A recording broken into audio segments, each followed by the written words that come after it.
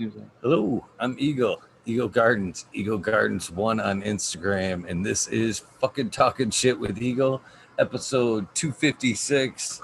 Hopefully, you guys have had an amazing day. I know I have. Got a special guest with you for us tonight.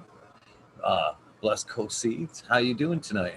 First of all, you want to tell us where we can find you, and tell us how you're doing today, my friend. I'm doing excellent, man. You can find me on Instagram at Blessed Coast Seeds. You can find me on the Northwest 47 Discord server, Lemon Hoko. I make some pretty cool drops there, and sometimes I release clones and some cool stuff there. And you can email me at blessedcoastseeds@gmail.com. How you doing today? Dude, having an excellent day. Getting work done. Doing a lot of chemistry. It's finals week, so that's always fun. You know how that goes. How about you? Chemistry. That's a pretty serious topic, man. That's not child's play there. It's pretty in detailed study there. Yeah, I study plant breeding and genetics at Oregon State now, and it's just part of the gig, man. But it's fun though. I enjoy it. You know, it's a challenge. It's nice. It's not gotta keep yourself challenged. That's for sure. Life's too short to just kind of sit back, I guess. That's all you got to do, man. Challenge.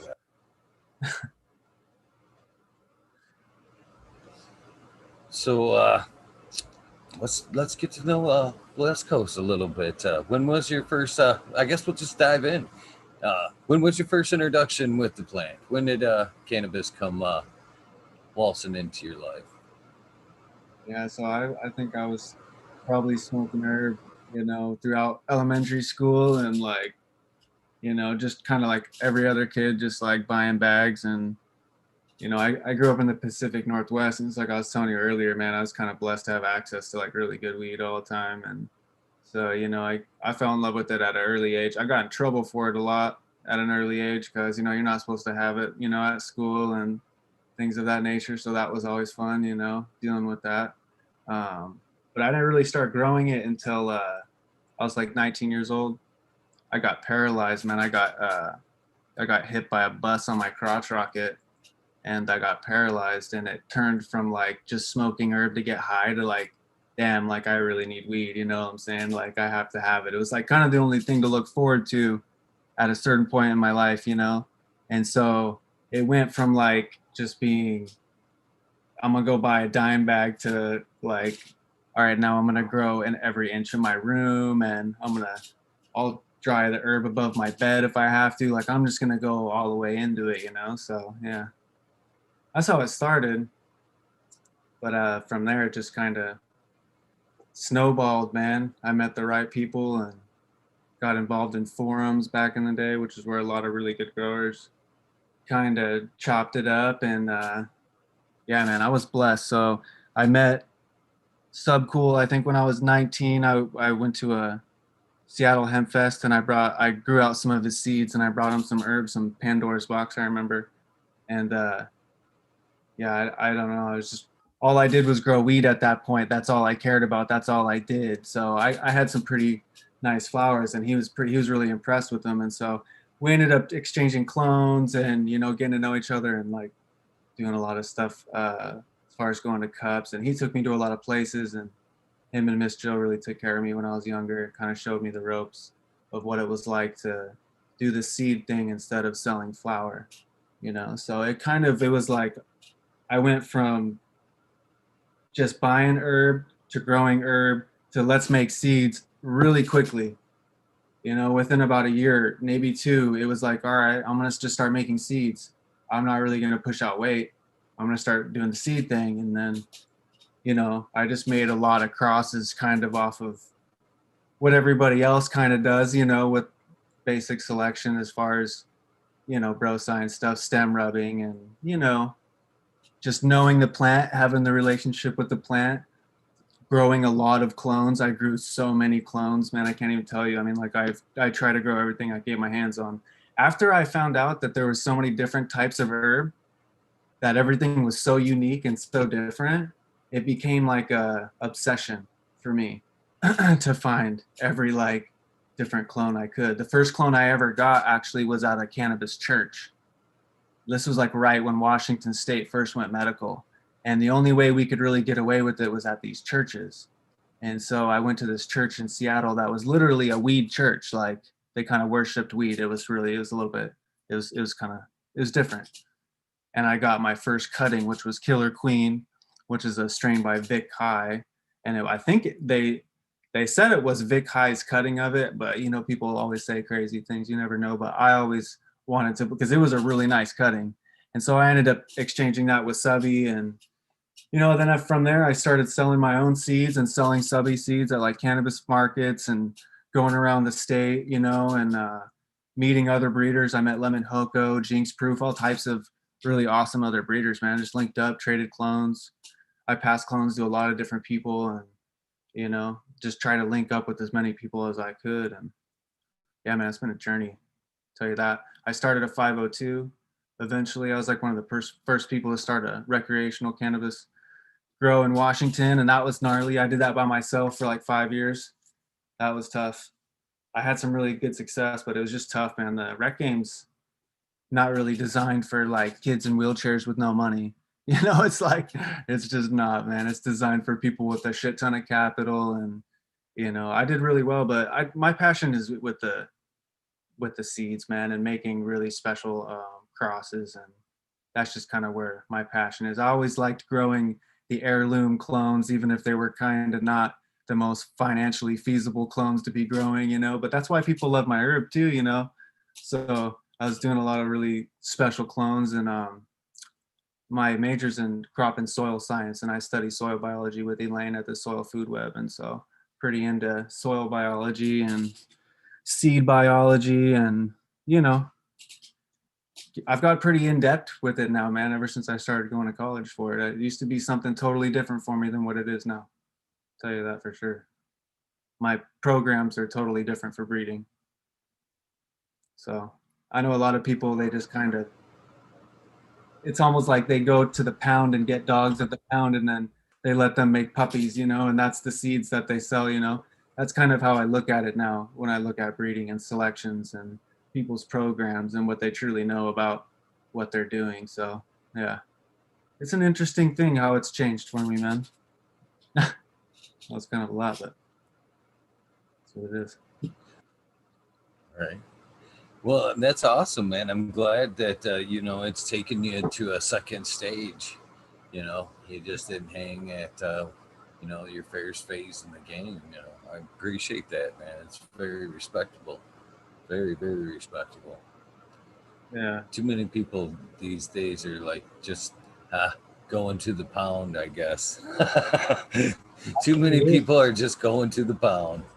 That's what it is, man. I mean, it's like you get a nice dog at the pound, you give it the name Cookies, and then it's like you're letting Cookies have puppies with every puppy on the block because they all have nice dogs too, you know? And it's like you're not going to breed the next German Shepherd that way. You know what I'm saying? Like the way that you really need to do it is have designed programs where you're breeding for selective traits and trying to make those traits homozygous, which means they have the same alleles for the same gene, you know? So it's like if you can get those plants to be homozygous for at least one trait, you can use that to breed to other plants that maybe you've also bred to be homozygous for another trait, and it allows you to create things that are more um, predetermined. You have a better idea of what you're going to get out of it. You know, nothing is ever absolute, especially when you're dealing with recessive and dominant things at that point. But it definitely allows you to have a better idea of what you're going to get and kind of steer things in the right direction. You know what I mean? That's really what we're doing as plant breeders is steering things in the right direction. It's not so simple as everything is inherited through, you know, simple Mendelian inheritance traits. You know, there's linked traits, there's polygenic traits, there's a lot of different things that go into it. So it's not just as simple as that. But that's what we do is we try to make it to where it's most of the time you're going to get what we thought and told you you were going to get. And that's something that a lot of people don't do. A lot of people, they just find plants that are nice They put them together and they just think, well, both of these were nice plants. I'm going to have some nice progeny out of the seeds, you know? Or there's another thing where they like to get a clone and they'll make seeds, they'll cross something to that clone and then continue crossing back to it and think that they're cubing that way. But you're not necessarily cubing that way if you don't understand what alleles the male, the original male out of that F1 that you're using to take back to that mother. You don't know what alleles are in that male. You've never done outcrossing and testing to see what traits are actually in that male. So it's not necessarily a back cross if you're not recombining the same DNA, you know? So that's kind of the problem that a lot of people have is they don't really quite understand what they're doing. And so they're kind of doing a pseudoscience, kind of bro science thing and selling it to people. And then people are ending up paying a lot of money for seeds that aren't necessarily what they think they are. They think, oh, I got a cheese BX. Why is it not so cheesy, you know? And it's like, well, because what made cheese might have been a very specific allele for either a flavor or smell, or you know what I mean. That's something very specific, and if you don't have that same allele being recombined because you chose the wrong male that doesn't carry that allele, or maybe it was heterozygous and when it separated and the gametes separated, you didn't get the one that had the cheese smell. So that's why your progeny don't have that cheese smell. And so what I try to do is like, for instance, with the atom splitters, I will try to isolate one trait. Just go after one thing. You know, obviously don't disregard all of the negative things along the way. If the plant's, you know, a mutant that only grows an inch in 5 years, you're not going to work with that plant. I mean, that's just obvious. But if you can select for one thing, like just selecting only for that sour terpene and making it to where maybe by the time, if you do it right, you get to F3, every single one of the progeny, every single one of those seeds, they all have that sour terpene. And so you know the only alleles that it has are for the sour terpene. And so if I have that, that's true breeding for sour. So now if I want to pair it up with something else that maybe improves the structure of it, sour kind of grows real tall and lanky and wants to fall over, you know. If I can breed it to something else that improves the structure of it without being dominant over that sour terpene, I can have a really nice cross that way. And I know that I'm passing the sour terpene because that's the only alleles that it has is for the sour terpene. So it's nice to breed two true breeding plants for separate traits together. Because if they're dominant traits, then the seeds right away are really nice seeds. You know, it's like if I told you I could give you a Girl Scout cookie that vegged fast and was high yielding and still had the same flavor and resin profile and bag appeal, you'd be like, hell yeah. Because cookie has terrible yields and it grows slow and it's kind of a shitty plant. You know what I mean? Because they kind of selected for only those qualities, right? And so a lot of people don't believe in that. They think, well, if it's a high yielding plant, it's going to be shitty weed. Well, it's all about your selections and what you're using to combine to create something. And if you're just out there shooting at whatever and you're not shooting at a target, that's kind of not really that's not that fun. You know what I mean? It's better to shoot at a target and try to make something with a specific purpose, you know? It just makes sense. And people are not really into that type of thing, I guess, like I am. So, but I kind of learned from people like Subby and Lemon Hoko who do a ton of testing, especially Lemon, who breeds dogs and is really into that same sort of thinking when it comes to breeding of having a purpose and combining actual science with a relationship with the plant and knowing what real chem is, you know, and knowing what real purple Urkel is by growing out all these clones, which a lot of people have never really done, or they've got the wrong clone, or, you know, they're not really into it enough to really get their hands on things like that. So, yeah. I like you. I like you. I do. I I appreciate it. really do. You're backing up pretty much everything that I've said the last few years and see, but more with facts. You know, I'm not. I don't have all the terminology. I haven't went that in depth into breeding. I have friends that are breeders. I'm a grower. You know, I know my place in the line. But I do know, you know, I do have some very deep opinions on seeds and seed recreations and stuff like that. And I have a problem with some of it. And then I also have a problem with people bitching about their cost of their seeds too, because people don't know what it really takes for quality breeders like yourself to bring forth quality strains. They don't come overnight. They just don't go to the pound and smack two things together. There's time, much time into putting forth one quality strain. And then that's just bringing it to fruition. You know what I mean? That's not even smacking a label on it, getting a cool name that everybody might like, and then marketing, because you haven't even made a dollar yet on that. You've got years into it. And then you're putting forth your baby and you're hoping, it could be the greatest thing to you, but without, you're in a market now where there's t-shirts and all this bullshit, for their strains, and it may not even be a good strain, but it's got a cool t-shirt. You know what I mean? That's the recreational cannabis market, is what you just said. 100%. I That's know. exactly what it is. It's sickening too. It is so sickening. It's crazy. And that's, I've been, I was I'm saying sorry, go ahead, sir. my buddy's name is Fancy Pack Mids, and it's just like that's everything, bro. It's just Fancy Pack Mids. They just have really nice packaging, and the herb is not that good, man. It's all. I mean, I don't want to like totally hate on Rockwool salt grown herb, because that's not the end of the world. I think that it's an awesome tool for that situation. It's just like, to me personally, it just makes the herb kind of all taste the same and a little bit more bland. And the expressions, I guess, of the herb are all not what I'm used to. That's just not what I prefer, you know what I mean? But that's what 502 is. It's like I've given really nice clones to 502s and watched them turn it into something that's like, whoa. They're like, what is that? And I'm like, that's the clone I gave you. And they're like, no, it's not. And I'm like, well, it's the way you're growing it, man. It's the expression you're getting out of it. I mean, that's just how plants work. It's phenotypes, it's expression, it's not genotype. They can change their expression if you put them in a different environment and feed them different shit. Like, that's just how it goes. People don't really think about that. They're like, well, it was fire for him, it's going to be awesome for me. And it's like, well, not necessarily. So, kind of back to your first point, because there's so much there to jump off on. That's, again, that's kind of my problem with genetics in the whole right now as it is.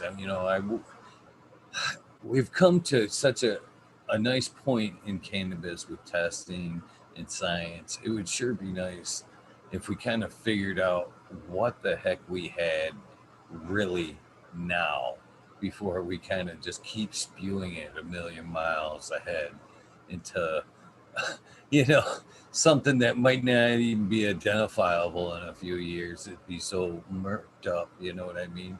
Well, the problem, There's so many of these, like you were talking, people that's back cross strains now. And like you said, it's been my point, all my argument from day one. Yeah, it's nice that seeds are back cross for personal use. You want to recreate, keep your garden going.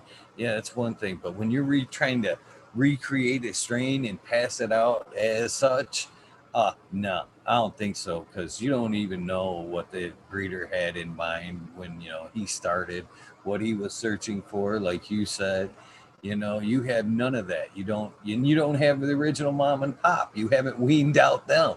That's the important part. And then you start working, it's not even that. So a lot of these strains that we got out today are so far from what they were. You that's know a what I mean? It'd be nice to.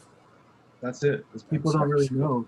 They don't really know what they're growing. They just get things that are labeled that aren't truly what they are. And I'm kind of young. I'm only 31 years old, and so I feel super blessed that I was able to have been past the clones that I have grown. I mean, I've grown, just to name a few of some really older ones, like Exodus Cheese, the original Purple Urkel, Af Gooey, Schramm. I mean, I've grown all the chems, 91, D4. I haven't grown Cis. I take that back. I've grown a lot of different sound. I mean, I've grown almost everything. I mean, like my list is retarded, like how many clones that I've grown, and I've grown a lot of clones that aren't what they said they were. And then again, I've grown a lot of clones that I've gotten from really, reputable sources and breeders and people like that are just really, they're older than I am, and they're hard to keep around.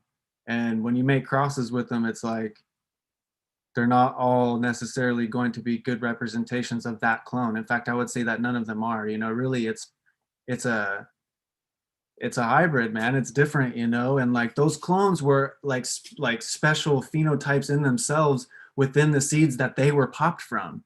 You know, just like you were saying, the P1 parents that they made seeds with, they find that clone. That clone could have been very unique in the terms of it could have had a lot of recessive alleles that combined where it got both of them and it was able to express those recessive traits, you know, to where all of maybe the other brothers and sisters, they didn't have two alleles for the recessive trait. They had one for the dominant trait, which was not cheese. So again, you're right. It's like you don't really, it's very difficult. I mean, I know that people are using the S1 techniques now, and you know, that's interesting, you know, because you are only combining DNA from the exact same gene pool when you S1 something, but again, it's a gene pool, and just because of the expression and the possibilities of recombination, because no matter what happens when you have gametes that are formed, which are the cells of reproduction, there's recombination that takes place. And when recombination takes place, you can have what is called crossover, which is where traits combine with other traits, you know. And there's also polygenic traits that come into play with that too. So yeah, even when you S1 something, you're not necessarily going to get exact replicas of the clone that you S1, you know. For that, for those properties and the properties of being, it's a phenotype, so it's going to be different under different environments, and different expressions are going to be shown with different, you know, methods of being grown. That's just how it goes. So I stopped chasing that.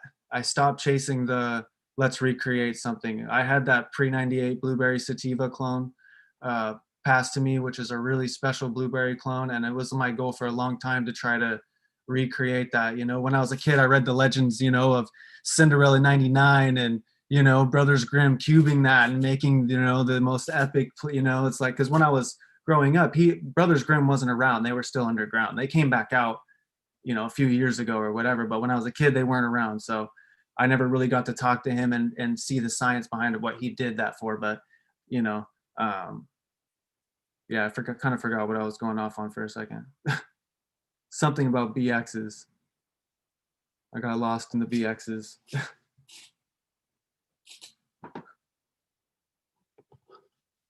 There we go. You were talking about how you can self and still get different traits, Oh yeah, you yeah, yeah, know, along yeah, the line. yeah, that's what happens is you get different stuff, and if you don't do it right, you can pass stress hermes, and then you get hermaphroditic plants, which is even worse. Hermes suck, not fun. But some plants, if you want to pass the good traits, you have to pass the Hermes because, like I said, they're linked traits in some plants.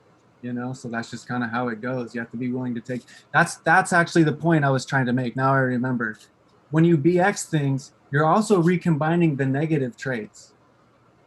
You're recombining the bad things. And to go to your point, which was what I was thinking of, is, you know, it's like all of the breeding that we're doing now, people don't understand that they are recombining negative traits as far as alleles that reduce the fitness of cannabis in the environment, right? So it's like we have a bunch of really frosty plants, but they're all shitty plants. If you put them outside, they would just evaporate. They would just turn to dust because they're just shitty plants. They don't have nice structure. They're not bred for healthy root systems. They're not bred for resistance against different diseases, you know, and they're bred indoors all the time. So when you put them outside, they're not used to this. And, you know, disease and pests are designed to kill unhealthy plants.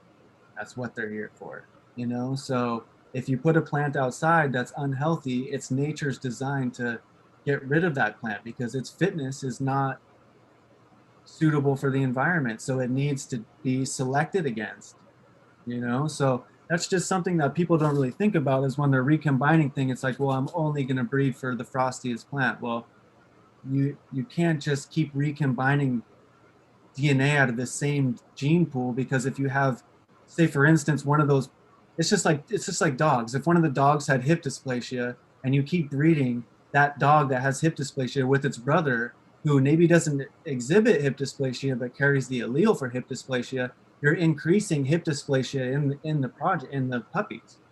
All the puppies are going to have more hip dysplasia, and that's just a thing that people don't really think about when they're making seeds, you know. And when I'm making seeds, I'm like thinking about all of these different aspects because I really want it to be especially having done commercial growing and been a grower forever, something that's not only special flower, but a badass plant to grow. You know what I mean? Really has a nice flower and flower leaf to calyx ratio. It's not a mission to trim. It's like got a nice structure. There's good yield. The flavor transfers. It doesn't just smell good. It tastes exactly how it smells. You know, that's really important. There's a lot of plants that smell really nice, but that flavor doesn't transfer. That's a trait that you can breed for. You know what I mean? Having that nice consistency of flower to where it's not too dense or too soft, you know, to where it's just too airy, you know, having that nice pillowy, that dank nugget, you can breed for that trait, you know what I mean? But if you try to knock it all out of the park with one cross, that shit's just not going to happen. You know, you have to breed for specific things in crosses, get them homozygous dominant, and then recombine them with other strains that are true breeding for other positive traits, and just hope to God that you don't come out with something that's terrible. You know, that's just how it goes. And then kind of work your way. That's how you work lines. You don't work lines. We don't just keep, you know, mating, inbreeding things. I mean, everybody knows not it doesn't take a geneticist to know if you keep inbreeding things, it's not going to end up good, you know? So you have to outcross intelligently. And then, you know, like a lot of people don't think about you take a male and a female, but you also have a male of that female's strain as well. Like for instance, I could take a female purple Urkel clone, pollinate it with an atom splitter male. I could get seeds from that. And then I could use both male and females to cross back to each other within that F1 progeny. I don't just have to use a male back to a female. You know, it depends on what each one of those plants specifically has as far as DNA. What does it pass on? You know, that's what's really important, you know, is what is it passing? And so you have to do the tests. That's why I'm always testing everything, which is it sucks because it takes so much time and energy to do the testing, but it's also one of the most rewarding parts of it because you can actually see the results instead of just making seeds and throwing them out there and oh somebody found a nice one, you know. It's like oh that's cool, you know. It's like oh well I knew they were going to find that because that's what I found and that's what I made sure was in there, you know. That's more rewarding for me. It's like when I can give somebody a 10 pack of seeds and I'm like dude they're going to be stoked because they're going to grow it out and I tell them I'm like you're going to find sour in that. You're going to find that 90s weed where you're like damn that's sour D. I've never had it, but I know this has to be sour D. Like that's what's gonna happen, you know. And that's my passion is like making other people have that experience that I was able to have where they get something that's like super special. Like, damn, that's actually blueberry. Like it's not just blueberry gelato thin mint, it's like actually blueberry. It actually tastes and smells like blueberry. And you know, that's the point. Weed has that capability, man. It's insane the variety that cannabis has, man. It's insane. So this is one of my favorite current breeder questions. Do you think that the indoor breeding is holding back cannabis, or are you guys actually strengthening? What's holding back cannabis is the fact that it's illegal and that we haven't been able to study it at a university level for a long time because studying crop and soil science you see with every other crop we know every aspect of its growth. I mean damn near everything. There's nothing we don't know about growing corn. I promise you that if you want to find something a study on corn you're going to find 100 of them because we know everything, you know. But cannabis nothing, you know? And so when you think about all the breeding that we're doing indoors with all these pseudo science techniques and bro science, you know, I know what you're referring to is the environment of indoors decreasing. I mean, necessarily the quality and you know, I know that's what you're getting at, which, you know, you have to think about a lot of times outdoor plants that are bred outdoors are Well, exhibiting. not necessarily decreasing the quality is what I'm getting at. Just maybe hindering it some of the traits that we could be pulling out of it. Basically, that's what I'm getting at. You mean And like when you're say spraying? breeding outdoors, you've got full environment, everything that can hit it. But when we're indoors breeding it, you like you said, we've taken that genotype and now we've basically made it a phenotype. You know what I mean? And now you're basing your selections off a phenotype, not necessarily an outdoor genotype. You know what I'm saying? Where everything's kind of equal playing field, but they're exhibiting different traits. You know what I mean? In nature, not just in an environment there. So I'm thinking, as you breed indoors and you're selecting just phenotypes, pretty much, are we kind of holding it back from its maximum potential? You know, that way you could be getting from outdoor breeding. So like the gene pool, genotypes, is the entire uh, like selection of traits that are possible. It's everything that's possible within that plant's DNA.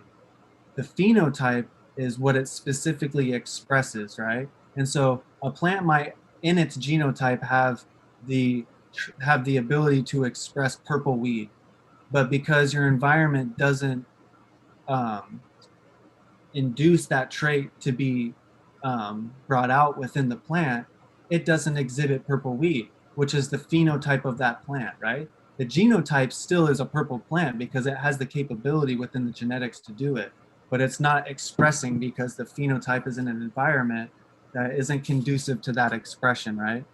But with your question of being bred indoors, the thing that I always thought about breeding indoors is, you're going to see only indoor expression. And when you're making selections, you can only make selections off of what you can tangibly see, feel, taste, right? I mean, these are what breeders have used our, our senses, five senses. That's what we've been breeding with. We rub the stem of a male. It smells good, must make a nice cross, right? Well, we know that's not just necessarily, that's not how it works, you know? And so when all you can see are traits that are expressed indoors, then that's all you can base your selections off of. So to your point, yeah, it's definitely true because you're not really seeing all of the different expression that you can, which is why when I make selections, like when I make my atom split, like when I made atom splitter, I grew a lot of it outdoors and I grew some indoors because the outdoor plants are totally different. Way bigger fan leaves, larger stems, more vigorous growth, they just grow faster in the greenhouse, and you can just see things that are different. And I really truly believe that selecting males in a greenhouse setting is just like totally different than the programs when I select males all indoor because I see totally different expression. The flowers are different, I mean, everybody, I mean, the most basic stoner will be like, that's outdoors, bro, because they can notice that the flower expression is different. They don't say it that way and see it that way. Oh, it's the expression. They're just like, oh, that weed looks like outdoor. You know what I mean? And so when you're making selections off of things like that, it's going to be different. And so it's just like all good breeders will tell you, you want to grow the males out full term. You want to flower them all the way. You want to grow them in as many different ways as you can. You want to stress them. You want to do why? Because you want to see everything that that plant can express.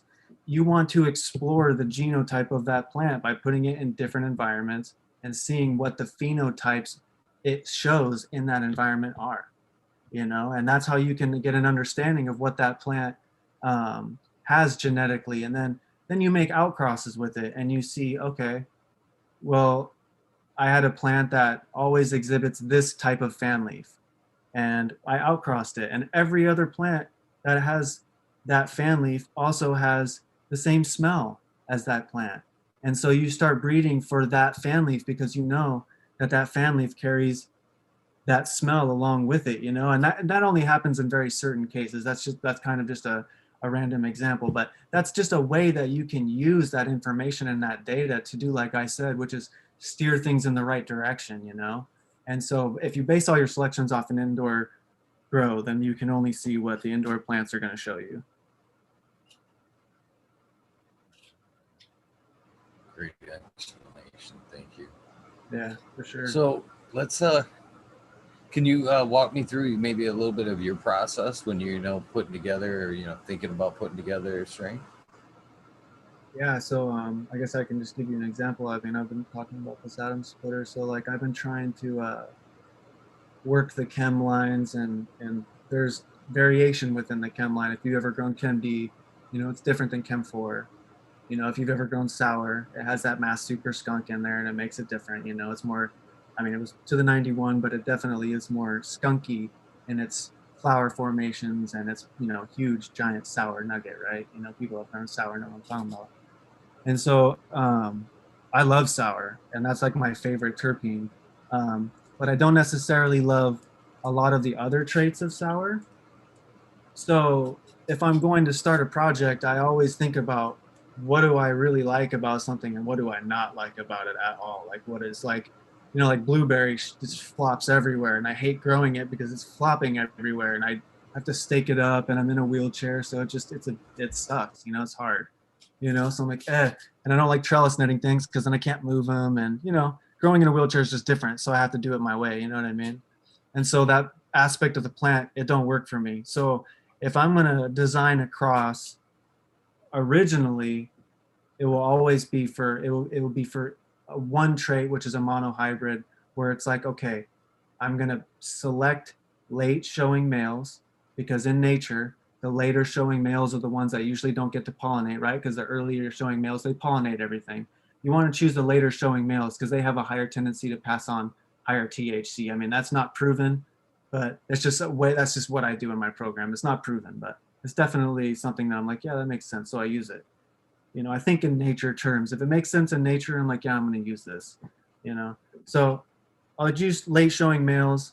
I'll usually pick between a lot of males. You know, I'll grow at 100 seed. You know, and I'll cull down, and I'll cull down, and I'll cull down, and I'll get to, you know, I'm like at 10 males or so. You know, to where I'm like, okay, these were all um, not extremes, right? You don't select for extremes. If you select for extremes, then you run into problems down the road. You select for the middle of the road type things, you know. You don't want something that's, you know, going to breed you into a problem, you know, later down the road. So you find those later showing males, they're really nice ones, and you flower them all out, and you see what type of flower sets they throw. You see what it's like to work with the plant, and you assess it for those positive and those negative traits. A lot of things that you can select for in a male, for instance, are simple things like plant structure, how clustered are the flowers, how many flowers are there, what's the colors like, what's the smells like. I mean, it's very simple, you know what I mean? And if you're breeding for just one of those things, that's kind of easy to see. It makes your work a lot easier, you know? So I'll usually select at this point from males that usually exhibit all positive traits as far as they're good growers. They don't exhibit hermaphroditic traits, nothing that's just getting them killed, right? They're all kind of a good set of males to choose from the start because I've culled down to that point. I select the one that always shows the trait that I'm selecting for. And in terms of sour, I knew that I could select a female that had the nice sour smell, so I'm going to want to select a male that exhibits the same flower set, same, you know, structural expression as that plant that has that smell, as close to it as I can get. You know what I mean? Cross those two plants together, grow out the progeny, and see how many of those progeny exhibit that sour smell. Because again, like I said, I'm only breeding for one trait in this initial cross, which is that sour smell. You know, and if I can get it to where all the progeny from that cross all exhibit that sour smell, I know that that cross is homozygous for sour. So now I can use that to breed it to other things that don't have those negative traits like floppy buds or, you know, whatever it is I don't like about the sour. You know, I can use it to almost Frankenstein things together, so to speak. You know, which is a little, it's different than how most people do it for sure. Nice. I appreciate you, walking us through the male part of it too, because that's a frequent question that I hear is, how do you select a male? What are you selecting for? I hear a lot of breeders that, actually leave the flowering part out, just completely disregard it. And that's, in my opinion, again, one of the more important parts of it. I like the Mr. Soul references. I don't know how how you are with swears or whatever, but like he says, you can't necessarily see exactly what male parts are going to come out until you flower it. Then you can actually see, you know, everything that's coming out there. he said that's a very important part, seeing that structure right there. Why wouldn't you want to see several, like you said, and then make your selection That's there? exactly I, my point, man. Why wouldn't you want to see? Why wouldn't you want to know? You know? so with that being said, I know a good friend of mine here. I don't know if he wants me to call him out or not, so I guess I'll just go on or not. So, when we talk about breathing, he's kind of putting forth the effort of or the idea of kind of breeding with several males, when creating seeds, so you get more of a swath there of what the potential is. Yeah, open pollination is like for preservation technique, you know. If you don't want to lose anything, right? When you're making selections, you're at that point limiting the gene pool because you're eliminating all of the other individuals that might have a different set of alleles for traits. So when you open pollen and you use a lot of different males, then what you're doing is you're preserving a wider set. It's an actual gene pool. Really, what we have now are gene puddles, really, because there's not that many genes in the gene pool. I mean, like, that's why there's so many breeders out there that think they're doing a great job, is because it's not really that hard to take two plants nowadays and get a plant that has high resin content and good bag appeal. It's not hard. Like literally, I could take almost anything and get good resin and good bag appeal, but it's gonna be terrible in a lot of other aspects, you know. And that's just people are so used to growing that nowadays. They don't even know what herb was like back in the day, man. I grow 1978 skunk one, you know, and it's like holy shit, this thing grows fast. You know, that thing is like it's a monster. You know what I mean? Compared to the if you put that next to a cookies strain, Candyland, you would think that cookie strain is a straight runt. You know, you would think like, what happened to it? You know, and if they were both put outside, I guarantee you, there's only going to be skunk one living on. You know, Colombian and Acapulco are ruthless, man. That's why they called it weed back in the day, is because of plants like that, not because of the hybrids that we've select for nowadays. Are totally, yeah, their fitness is a lot different, but they've been selected for different things. So, you know, it's nice to have a mix. So, with that being said, some of these expiring, I'm not even going to say breeders. I'm just going to say, so would that be the advice that you would put forth to some of these gardeners, growers that want to put forth some seeds for sustainability, not necessarily breeding? Would that be the route you would suggest versus, just kind of, oh, that male looks good? Would you rather see them leave a few in the closet, make their seeds like that, or would you rather see them, oh, that male looks good? And because a lot of times when they do that, yeah, that looks good. I'm here to tell you, they're not taking it to the next phase, like you said, and seeing flowers. You know what I mean? It stops at this looks good. Yeah. Well, no, it stops at this is $200 a pack, and I haven't tested it, but you know, it's probably going to be good because mommy and daddy were both lookers, you know. So that's kind that's kind of the game, but it is what it is, man. You know what? I've sold a lot of F1s in my time, a lot of F1s, man, that were just made because they threw badass plants and both the parents were good, but there really wasn't a lot of deep intellectual breeding thought and programs behind. I would say about 99% of the seeds that I've sold for other breeders and myself. You know, this is new science for cannabis, man. This is the new thing. This is like, holy shit, we can actually use real breeding techniques and science to create things. I mean, and you know what I'm doing is nothing compared to what the university is going to be doing and it has been doing. I mean, if there's studies out there right now where they've already been breeding for chemotype in cannabis, you know, where they're making it to where they're identifying the enzymes that create certain cannabinoids, and they're going to make it to where plants only create those enzymes and proteins, so they are pure THCV, pure CBD, you know what I mean? And they're only going to be bred for their chemotype, you know, and the chemicals that they produce. That's what pharmaceuticals do. And the money for breeding is going to be pushed for pharmaceutical purposes, not holy shit, it smells like the super bomb sour chem dankness. Like that's not, they don't care about that. The terpenes, I mean, the aromatherapy, you know, is going to be something else, but I mean, they're interested in the chemicals, right? So that's where it's going to go with breeding is is, you know, and they're also going to just, honestly, they're going to just cut an allele out of one plant and paste it into another using all of the new genetic techniques that we have available to us. So what I do is different. It's more along the more along the lines of selective artwork, right?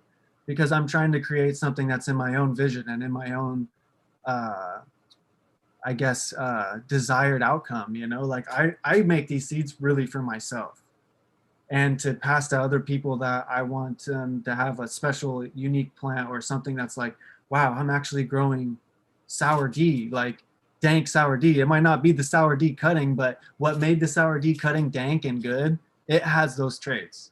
It's not the sour D cut, but it has the dank sour D flavor and taste. You know what I mean? That's what it's about. And that's what people want. Like, I mean, who gives a damn if you don't have the right exact cutting if you have a plant that has the same traits, you know, at least the ones that you really like. To me, that's important. Like I've lost a lot of really nice clones in my day. And I'm like, damn, I don't have the clone anymore. I can't smoke that weed. And it hurts because I love that weed so much. I'm like, I have to have Exodus cheese. Like it's so unique. I have to have it. If I can create a pack of seeds that I can pop and get something that satisfies my craving for that Exodus and maybe is different and cool even in its own way, has its own kind of spirit and thing going on with it that makes it really nice, then that's even better, you know? So that's kind of, you know, really the goal now is to do that, not to necessarily just, I have to have the exact clone in seed form. Like that's just not going to happen, you know?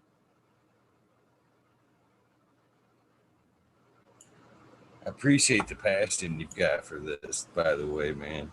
You know, and cannabis really deserves some passionate breeders to take it to the proper next level. You know, I'm actually myself terrified of the phylos like breeding.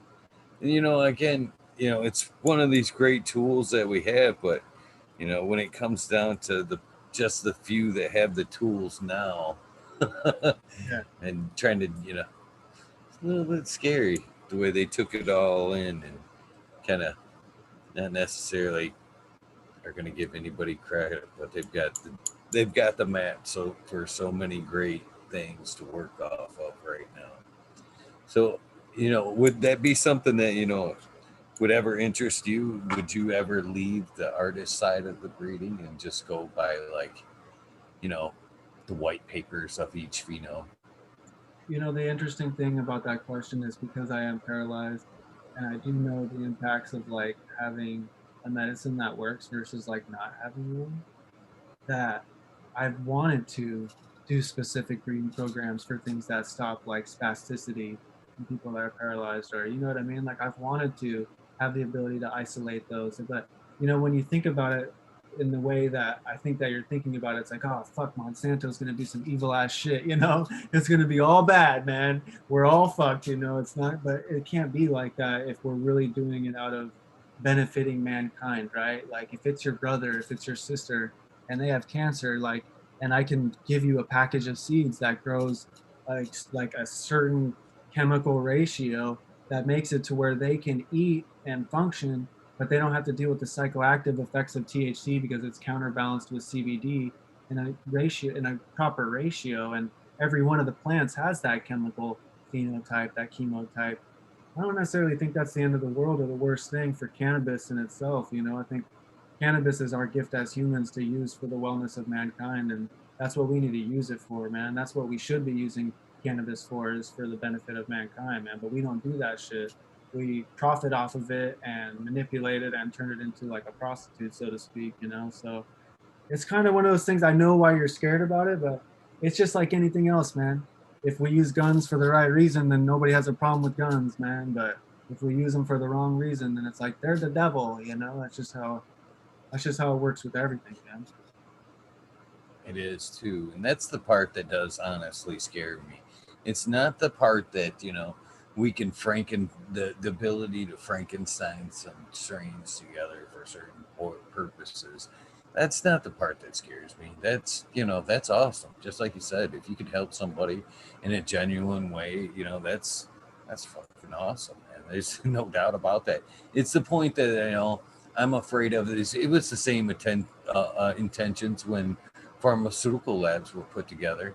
Well, I'm going to mix it together, and we're going to put this together for the greater good. But then it's some long way along the lines, just like you stated, it gets twisted, and at some point that recipe is going to be copyrighted, and you know what I mean. This is mine, this is my property, I'm going to be able to charge exactly what you. I'm not going to tell you the makeup because I found it. Yeah, that's the part I'm worried about, is that you know the other end of it would, that it's a miracle plant. That's why it's kind of been put forth for us now, I believe. you know but yeah, 100%. it's the money side that bothers me. Yeah, that's what's always going to drive it. But the thing is, like, we all know that the herb they grow in the lab is not going to be turned into a flower that you pack into your pipe, man. It's going to be packed into a pill. It's going to be packed into something totally flavorless. Marinol. There'll be no terpenes. So it's like it comes back to the purpose, right? Like some people they could give a fuck less if it's blueberry sativa, man. They don't care about weed. They just want the relief, right? And so if we can have the plant create that for them, let's do it, right? But at the same time, like, I'm gonna be really sad if the next generation of cannabis lovers that are behind me don't have the opportunities that I had to experience those special plants. Like, that really is where my passion lies, is making sure that other people have the opportunity to have those experiences, man. Because cannabis is crazy, unique, and special, man. And I think a lot of people think it's bullshit when they're like, blueberry weed, yeah, right. Nah, man. Like, if you've really had the right cuttings, that there's like insanely sweet blueberry terpenes in some cannabis that are just like, there's smells in cannabis that you would never smell unless you smelled it from that cannabis plant. They like don't exist anywhere else. They only exist on these plants. And anybody that grows mint or any of these other really unique plants that has like a lot of different variation in the terpenes knows, like, you know, it's real deal shit, man. And once you get into it, you'll get obsessed with it. Like, it's like, it's funny because like my kid's into Pokemon, and I feel like it's just like Pokemon. You got to catch them all. You have to experience them all if you really love cannabis. That's just how it is if you really are passionate about it. And that's what I have to look forward to, man. Is smoking the super. I have so many new clones right now that I'm so excited to grow out and test, and so many projects and crosses that I'm waiting to get seed from and grow out. I'm excited for that. I think are going to be so much better than the plants that made them. So that's why I'm excited, to keep going forward. Is I love the hunt, man. I love finding things that are just like mind-blowingly different and bomb. Like, the first time Capulator found Mac, he was like, "Damn, today's a good day." So I like those days when I find things where it's like, "Ooh, that's a special one." And showing it to other people and seeing their face like, wow, that is super unique, you know? And then the sadness when I tell them I didn't clone it and that it's dead, you know? Uh, Yeah, I don't get to put in. I'm not putting in the work you guys do, and there's something special about them making that creation. In my case, like a job. Doing that job at the end of the job, getting that gratitude at the end of the job. It's got to be a lot different or a lot deeper on your end. But I do know what you're talking about because I do it all the fucking time, and I love to do it to people that barely smoke. You know what I mean? The on the line cannabis people, I love to walk up and just put that nug under their nose and be like, blueberry. There's some red wine. They're like, no shit. yeah, Wow. I didn't think it could be like that. that's it too. Those are the moments that make it worth it too. I love those moments, man. Yeah. Especially when it's from your own. Again, I'm Awesome. not the creator. I gotta give credit to you guys like that. I'm just the guy that gets to grow it, put it in the ground. But it's got to be so much, deeper when you know you put it forth like that. Yeah. I think, that's the main reason why I do what I do, is because I know for a lot of other breeders, it's got to be satisfying when they just make an F1 and there's nice plants that come out of it. But I think after a while, when you put out 50 crosses a week, that satisfaction is kind of gone. my satisfaction comes from seeing like the actual reasons that I was doing what I was doing coming forth and being a reality. It's really, really cool to see when you're like, hey man, I'm gonna get this trait out of this strain and this other trait out of this strain. And when I make my own varietal from it, it's gonna have both of those qualities. And then when you grow out the seed, you're like, holy shit, they both have both of the like when you see the amount of time and effort and work that it takes to go into something, have fruits like that are like a little bit magic because we're putting them into seeds and they're like recreating, that's kind of, it's pretty magical. I mean, it's not like I'm going out and I'm building a Chevy from a kit or something, or doing something that's, this is like totally beyond man, total, ability, so it's just, it's cool, man. It's crazy. It's like it's pretty magical, like I was saying. Definitely. I agree. You guys, it takes a lot of skill to do it right too. And that's why I think you got, people like yourself are pretty awesome that are taking the time to put it forth correctly. You know, There- much respect to you, brother. Much respect to you. It's fun, man. I always tell people like I would do that. I would do the same thing without getting paid. Like if I wasn't making money from it, I'd still be doing because like that's what I like doing. Like this is what I do. It's what I've always done. Like I have to get paid from it or else I can't afford to keep doing it, but I would find a way, I would definitely find a way because that's just, one of my favorite things to do in this life is make seeds and make my own crosses. I even like breeding vegetables, man. I like breeding everything, but it's just what's ethical, I'm not gonna go start breeding dogs because I can't cull dogs. I just don't have the heart. I'll cull 300 males in a day, nothing. I'll cut them all down. The dogs, I can't do it, man. That's just not for me. So, no. You know, again, I got to. I guess I'm hanging on the tails of some breeders. I guess, fucking because I again, that feeling that you talking about there. I'm very quoted in saying the fucking very same thing about doing that. And again, I got that from a common friend, our friend Sun Cool there, which is a long term friend of mine as well. And and he's the one that kind of has. I've always learned that about the males there. The last one to show is always the highest THC. He's always kind of told that to me as well. I kind of think that But he told me that too. Like I met him when I was so young, and man, bless him and Miss Jill's heart. Like they took me everywhere, man. Like literally, like treated me like I was his little brother, man. Because he was my hero, bro. Like when I was joining the forums, like he was the biggest seed dealer in the United States. I mean, he was when I was a kid. This is like 2009, bro, 2008. He was crushing it, and he would take me to California. And like back in the day, I was known as Titan. Everybody knew me as Titan, on the forums, and like man, he showed me the whole world that I had no idea it was even a thing, bro. Miss Drill took care of me. Like I know he had a lot of negative relationships with people throughout the years, and even our relationship kind of went south for a little bit, and like came back around later at the end. But like I'll never ever forget how much that dude did for me, bro. He like, and I know for a lot of other people too, but like I mean, I just feel like extra blessed, bro. He would go beyond what he ever needed to do things for me, and he passed me every clone I ever asked for.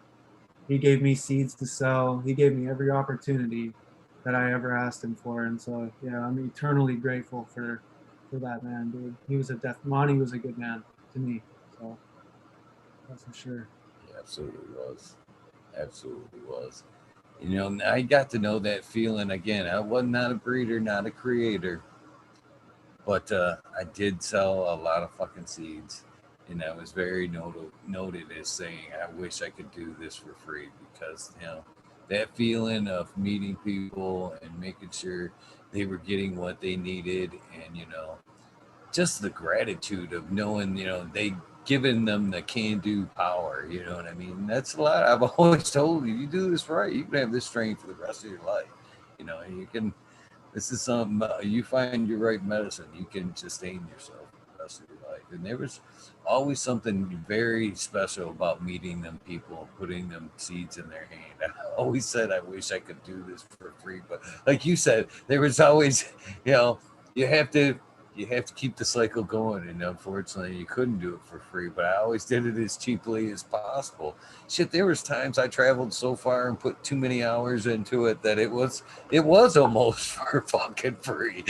By the time I put gas money and 4 or 5 hours into driving, pretty much was for free, I've driven but so it far is what from it is. wounds, man, and I've done so many negative things for my health to keep doing what I've been doing. I mean, I've done a lot of shit, man, from owning that 502 and selling seeds and running huge. I've ran huge gardens as a head grower for 502s, hundreds and hundreds of lights, and done all that shit from a wheelchair, man. Like I already know for a fact there's cats with legs I can't do or even try to do as much as I do from this chair, man. And that's definitely like something that I think has given me a lot of advantages. You know, a lot of people think, well, that shit sucks, but I've got a lot of advantages. I don't think I would have had the opportunities to meet so many good people, so many good breeders that had so many unique cuttings. And I don't know, just the opportunities that I've got, you know, I've definitely been blessed and I just take advantage of them, man.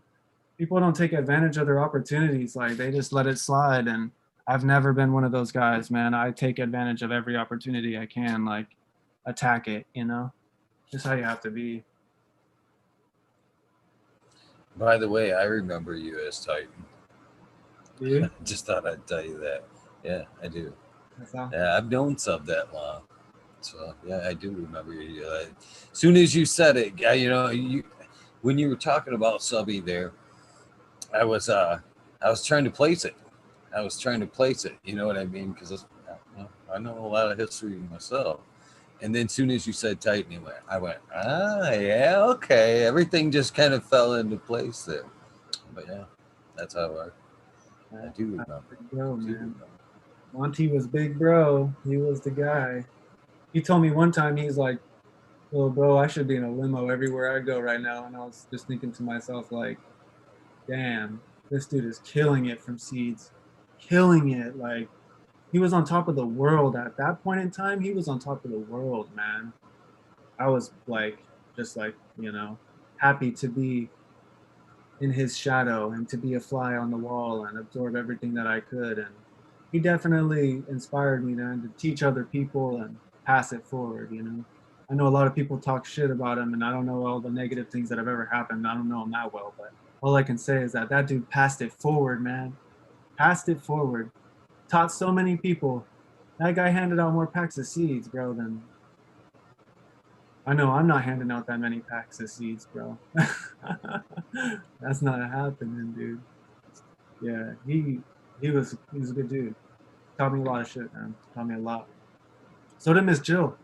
Miss Jill's a man. She knows.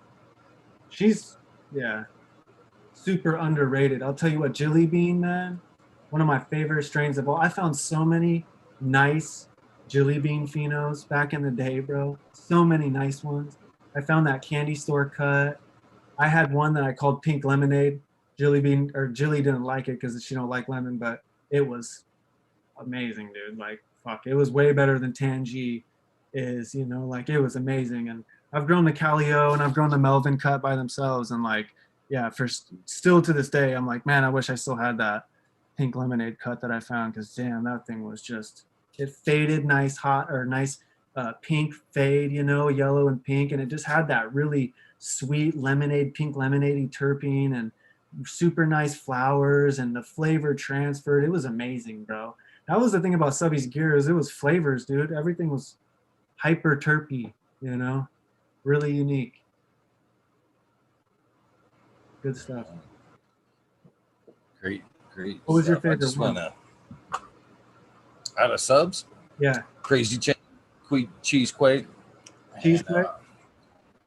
yeah, them probably my top two right there for sure.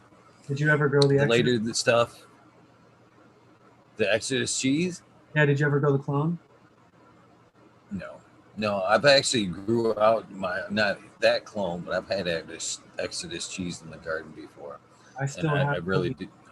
I still have his cutting of Do that you? cheese. Yeah, I still have it. It's fucking amazing, That's bro. Like, awesome. that's what I was telling you. It's one of my favorite plants because not only is it really good for spasticity, but it has like one of the most unique terpene profiles, man. You know, from growing that cheesequake, when you found the cheesy one, it was like, whoa, this is different.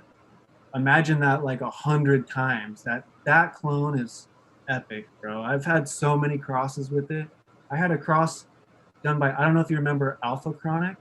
He's out of Oregon. He did some work with a lot of the same cuts that Sub had. Sub passed him some cuts, and I know that he did some work with that same cheese clone. But he had a Snow Dog cross that was. I found a pheno. I named it Gummy Bear because in 502 that's what you do. You name it dumb shit because that's what people want. I named it Gummy Bear, and like that was a super unique plant, and it had that Exodus cheese terpene, but it was sweeter, really hyper sweet. And yeah, man, that was a good one. That was a good one. I still miss the Genius though. The Genius was my favorite cut that he ever passed me. I think I lost it. It happens. It happens. Yeah, Yeah, it it was sounds like like you're 12 pretty years. good at keeping a lot of that stuff. That's for sure. Well, I pass it to the right people and hopefully get it back when I make mistakes. I mean, the only reason that I'm good at anything is because I've fucked so many things up. You know, just like had so many bad things. You know, through mistake and error. Because that's really the only way you learn. I need to answer Flora Nug's questions here.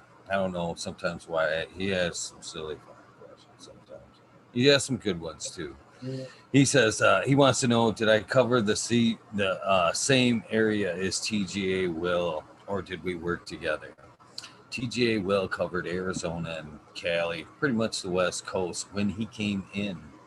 But yes, we did work together in the sense that we did send seeds wherever we could sell them.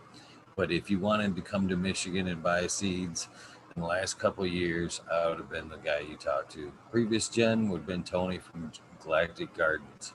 We held down Michigan for the last, 15 years. So there you go, Flora Nuts. That's the answer to your question. Yeah. Uh, I remember all those flyers, man. I had boxes of them damn flyers. I had, when sub passed, I had stacks and stacks of them fucking rolling trays. And I mailed when he passed, anybody that wanted some, I mailed a couple out too. I took a list and, just mailed out a couple. I was like, I only serious inquiries only. You know what I mean? If you had, some good memorabilia from him and you wanted to remember him and you're not going to just, take the trays and do whatever, you're going to actually cherish them. And I sent them out, man. I sent them out to a lot of people so they could have a little memorabilia from sub. But yeah, a lot of them I sent out. Dude, he after he met me, he wrote this article in a magazine. I think it was Treating Yourself about me.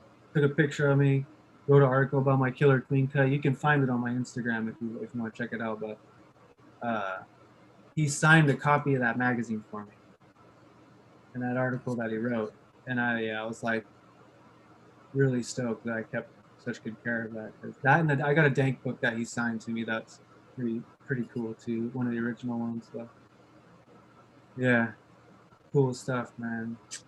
Different times, but man, I'm just trying to carry it forward, man. Trying to carry that torch forward. I know a lot of people are doing like TGA recreation stuff, and North Star, has a lot of that gear. And I know that Jill's doing her own thing. I know Jill's gonna put out some super killer stuff, and I can't wait to see what she puts out, man, because she really has a really good eye for nice plants, and she definitely knows what she's doing. And she might not do it the same way that I do it, but she definitely puts out super nice crosses. And I've been smoking the weed that she's been making forever, and it's always been some of my favorite stuff. She just has a really good palate, I think, for selecting. I think that she always has. So there's a lot of other really good breeders out there, man. Shout out to Two Tone, man. Two Tone Genetics. I know he doesn't put a lot of seeds out there. If y'all can get a pack of that, you better pop them or, full blast because they're super nice, man. And he definitely is putting out some insane stuff. So, and Lemon Hoko and Kaya and Red Eye, all them guys are putting out good stuff, man. So, happy just to be a part of the family, man. It's the Pacific Northwest Breeders is kind of like a family. We definitely try to support each other, and you know what I mean? It's not so cutthroat. It's not kind of us against the world, you know? I mean, not all of us are in the same group, you know, but the ones that are on the Discord, Northwest 47 server and, you know, some other cats out there are definitely all a part of the same kind of push to just put out really good herb from Washington and Oregon and represent, man. Not put out a bunch of just watered down garbage. Actually, put out some unique stuff, man. We're trying to. Back in the day, man, there was crazy stuff coming out of Oregon and Washington, stuff that people want now because everything now is so the same, you know. That's why everybody's trying to find cuttings of all these old things, you know, because they want that uniqueness, that diversity. So it's coming back. I'm working that sour line to Chem D. I'm working into, you know, AJ Sour D, working into a bunch of these really nice Chem 4. You know, I'm going to work into a bunch of these and have some really nice, not recreations, but new solid versions of the Chem lines and the sour lines. And I work a lot of the more mass super skunk end of things into them. So there's going to be a lot of cool stuff, man, that's going to come out. Mel's got that blueberry project that he's been working, and that stuff's amazing. And you know, if you know where to look, man, you can still find some pretty bomb, unique shit. It's just not. It's so hyped now, and every other day there's a new freaking sherbet gelato cookie ice cream thin mint gummy bear. It's like, you know, it's ridiculous, dude. It's terrible. But you can find some good stuff still out there, man. Right on. So you haven't even, I don't think we've even taken time to even puff. I know. I heard jars. You a flower guy? Do you dab? I mean, what do you prefer there? Flowers, man. I try to keep my tolerance pretty low, you know, kind of get that data on each one of these plants that I grow and smoke. And I'm really into the terpenes and the flavor, really into the flavor, man. I mean, like, really into the flavor. I don't like it. You know what I mean? I'm into it. Super clean, like has to be. I really want to know, you know, what is going on with each one of these because it just helps me make selections. And I just want the best herb possible, man, you know. That I Nice, like bro. for me. The best is always different for other people, but for me, you know, what I like. That's what I breed for, what I like, you know. Try not to breed for what other people like. I try to breed for what I like, you know. That's the way it should be. Which most people would fucking breed for height. Doing some crazy projects though. I got some Mac F1 seeds from that first drop from Capulator. Sorry about that. I'm gonna grow out some of those, and I'm gonna do a couple projects with it and just see what I can find, see what it throws. I got like 3 Starfighter leaners, and I got one that looks pretty cookie dominant in a lot of its expression as far as vegetative traits. I haven't flowered it out yet, so we'll see. But I'm gonna do some projects with it, man, and just see because that resin profile is pretty impressive. If you've ever grown the Mac 1 cutting, it's got a pretty impressive resin profile. I mean, it's not like the fucking best plant ever. It's not the jar I grab every time I'm like, oh, I want to smoke my favorite herb, you know, but has an amazing resin profile, like super nice. So we'll play around with it, man. See what I can pass, see what's in it. I heard those seeds aren't actually that good. I heard people didn't really find that many nice things out of them. So but I got that and that Atom Splitter project. I got a lot of different breeding projects going on that I'm going to do pretty systematically here and hopefully have some seeds out in like first 2 months of 21, maybe first 3 months I'll have seeds out. Hopefully, you know, for testing, for testers and go from there, man. Mind if I take it at? It's just that kind of day. Well, I don't do the whole rig thing. I just kind of silly nectar collector. Probably the worst way to take a dab. The steel, even the titanium version, probably the least flavorful way you can take a dab. And I used to be able to smoke bolo hash all day, but I just can't do that shit anymore, man. I'll fucking not do anything, bro. I'll get lost in creativity and shit, or something, some project, Call it the hash coma.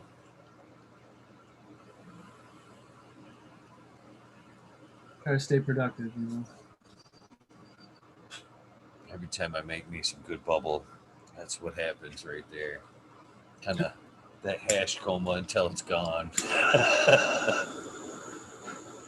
That's what Subby he used to only smoke fucking bubble, bro. That's like all that dude would smoke.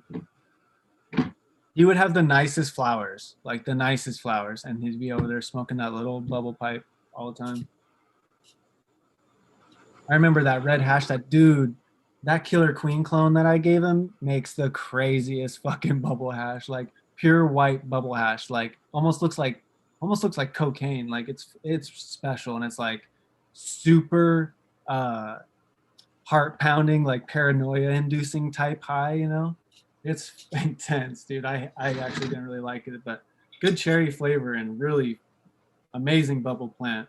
Different plants, their resin profiles really make a difference when you're making the bubble hash. Huge difference. You find the right ones and you can just get amazing full melt. And then there's other ones that you could breathe on it and stir it so gentle and you still get hash that's like almost like rubbery and not that pleasant, even if you freeze dry it and do it all right, it's still like not that nice.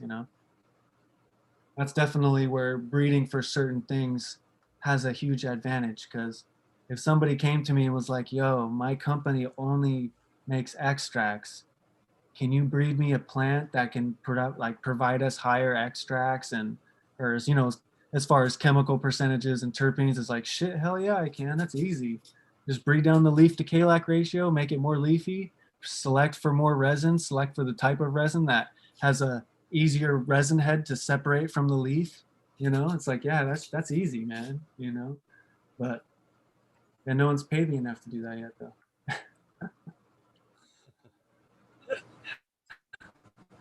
Well, maybe hopefully somebody will sometime soon. Hopefully they Right. will sometime soon. I'm waiting for that. Honestly, I just want to pop 10,000 seeds and do a huge breeding project and have somebody else pay for it. That's like my dream. So I can enjoy the fruits of the seeds and not have to pay the light bill because that shit sucks, dude. Oh yeah, that shit does. I imagine would suck. Um, And again, I'm sure, I'm sure when you had that sub conversation about seeds, it was probably pretty close to the same conversation I had with him because he used it a lot. He'd be like, "You know how much flour it takes to grow, you know, 10,000 dollars worth of weed. oh yeah. I can Oh hold yeah. 10,000 in my Yeah. hand." That's 100%. Yeah. Oh yeah. That fool always would say stupid shit like, "You can make $20,000 off one plant. What the fuck are you doing growing weed for?" I'm like, bro, people smoke the weed. Like they don't smoke the fucking seeds, bro. Like I only it's illegal to grow weed, Like I only know so many people that are nutballs like us and are like, fuck it, let's pop 100,000 fucking seeds this year. Like there's only so many people that are into it like that. Most people just want to get high, you know what I'm saying? So they come to me because I have purple Urkel and only purple Urkel will get you high like that.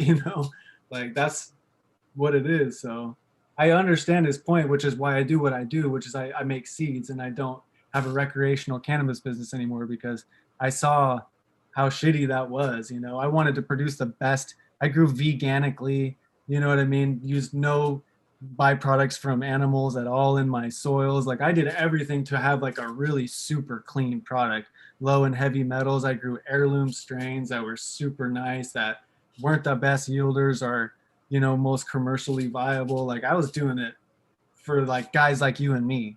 I was trying to sell weed to guys like you and me who go in the store and like, oh shit, that's actually legit what it says it is. And it's that cutting, like, damn, this is fucking cool. Like, that's dope. I'm gonna come back and buy all the other shit. Like, but there's not a lot of me and you rolling around or walking around. That's the thing. There's just a lot of people out there that are like, shit, Girl Scout cookie, sign me up. Sign me up for the cookie, and it's like I hate to keep like saying cookie, but it's just so hyped. Or I could say wedding cake. I could say Mac even. I could say a lot of shit, you know? And it's just like, that's what people know because that's, you know, the education, you know? Like that's what I learned from 502 and Rec is that customer education is not what me and you expect it to be like when we're talking about dank pot, you know, like really good herb, you know, like, you know, when you got a bag back in the day when it was fucking good, you were like, damn, this is dank, you know. Other people don't know that what that is. They just simply don't haven't experienced it. They just know what weed is now, which is so different. Like I've grown weed for myself. I've grown weed recreationally to sell. I've grown recreationally for other people to sell, which was the worst because you have to deal with them and their ways of doing shit, which is terrible. You know, they don't care about the actual flower; they just care about the you know profit margin, as they should. They have a big ass business, and they're not weed connoisseurs like me and you. That's what I'm saying. Is it's if you're in it for like what me and you were in it for, it just don't make sense. So it's like, man, what am I doing? I'm gonna make seeds. That's where my passion is. That's what I'm good at. Might as well just be doing that. People don't appreciate me spending the time and the effort and the money it takes to produce cannabis of that quality and that level on a commercial scale. They're definitely gonna, my friends are definitely gonna appreciate it though. You know what I'm saying? Which is good enough if I can sell seeds that other people can grow out, these facilities can grow out, and it's like amazing, unique herb, you know, and like that's good enough, you know, that's more than good enough. That's like, that's amazing, you know. My goal is to have one badass cross that everybody is like, that's Blessed Coast, you know. Blessed Coast made that cross, you know. That's the idea, right? Not to have, I don't want to put out a new line of fuckery every, you know, 2 months. Like that's just not my plan, you know. My plan is to work and breed things that are special and unique. So guys like me and you can go to the store wherever it is and get a jar of it and be like, damn, that is different. That's unique. That's something that I want to have a jar of because when I go to smoke, it's like, oh, I kind of want that flavor. You know what I mean? Or like me with sour, like I have to have that flavor. I can't even really get high unless I have super nice sour. Like I have to have it, you know? If I didn't have it, it'd almost be like me not having weed. You know, I could smoke mimosa and orange shit all the fucking time, but if I don't have sour, it's like, dude, I don't have weed. You know, it's like I have to have sour, you know? That's just what it is. So Nothing wrong with that. That's for sure. There's nothing wrong with that. So you kind of mentioned a little earlier on that you may want to toss some of that fire out. You know, there's 90 some people watching right now. yeah, Pretty let's good give away this time. pack of seeds. So I got Adam, which is a headbanger times sour DIBL, and cross that to sour power, and it's true breeding for sour. Every single one of the plants will exhibit sour terpenes and maybe have a slightly different structure, but they're pretty homozygous for a lot of the positive traits, and it's I smoke it every day. I love it. So this is the last pack I have of it actually because I sold all of it. Shout out to everybody that bought a pack because I really appreciate you guys supporting me. And yeah, this is the last one I got. So I was like, let's give it away. You know, let's get into somebody's hands, man. So if you want to have everybody pick a number, and then all you can run like a random number generator or however you want to do it, bro. Oh, there's nothing random about this shit.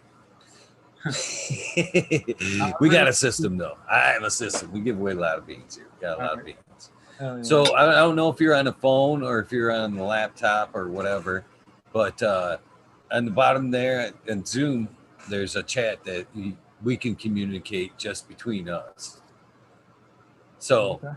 uh, basically, you can go ahead and pick a number. That way, I can verify what that number is. You go ahead and send it to me in chat. Uh, between I like to go 4 times whatever is in here. So basically, we got 97 now. So 97. So 4 times 97 would be what? 388. You're trying to do Like math on that. air while we're high, bro? That's way too much. That's way. Right. So we'll go just for shits and giggles. Now we got 90. Yeah, man. We'll just go 388. Just go 388. 1 to 388. Oh, okay. Should have made a That's different fair one. enough. I'm always doing one. So basically, what I'm throwing down is like a 1 in 4 odds. Basically, 4 times the amount of people that are in here. That's how I pick the numbers. Give them a 1 in 4 odds, basically. And then I tell them basically, you get one chance to pick that number. If you see somebody else in chat has already got that number, then you can choose again. But one guess only, please. And you have, when we say start, you have a minute and a half to throw out that number and get your guys' guess in. And you have until you actually see stop in chat. So no numbers till you see start, and you have until you see stop. So get your numbers in your head. I'm trying to get everything lined up here at my end. Well, if somebody's gonna win it and not like sour or chem herb, they're gonna be like the tangy lover and be like, shit. I can't see that happen. Look at all the numbers yet. You guys better suck up them numbers till you see start. Dang it. You guys, this ain't your guys' first rodeo. Come on. All right, here we go. We're putting start in chat right now and starting the timer at the same time. Good luck, everybody. We got 97 in chat. I want to see 97 guesses too. Come on, guys.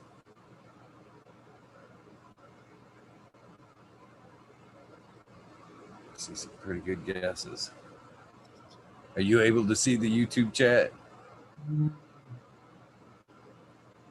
I got you full screen. I gotta like look for it. Oh, is that like? You stream on YouTube, probably show it. 7 guesses too. Come on, guys. Just pause that, then the chat will still roll. Or you can turn it down. Pretty good guesses. Are you able to see the YouTube chat? Yeah, I'm checking it out. I got you full screen. I gotta like look for it. Oh, is that like? 30 seconds. On YouTube, probably show it. 7 guesses too. Come on, guys. I don't see it yet. They're like 20 seconds behind us. Or you can turn it down. Pretty good guesses. Are you able to see the YouTube chat?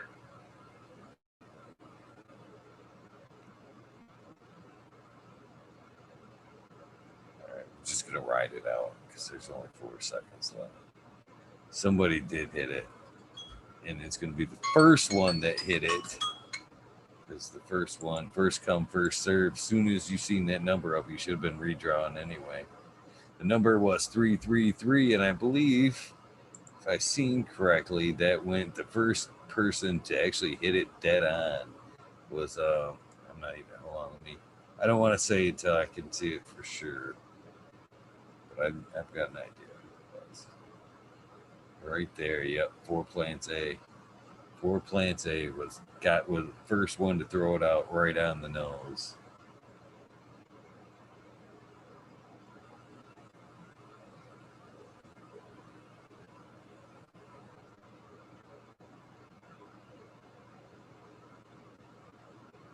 So yeah, congratulations, 4 Plants A. Nailing that.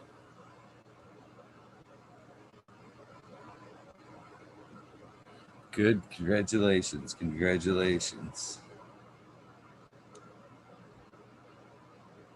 Is everybody agreeing on that?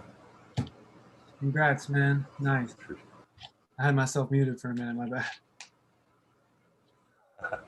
It happens. I was trying to figure it out because I was on the YouTube thing and I was like, man, I'm too high for all this. So 4 Plants A, if you could, please get a hold of Blessed Coast Seeds on Instagram. Email me at blessedcoastseeds@gmail.com. If you can't remember that, just go on Instagram and look up Blessed Coast Seeds. Well, they should be following you anyway, right? They should be following you anyway. It's all good.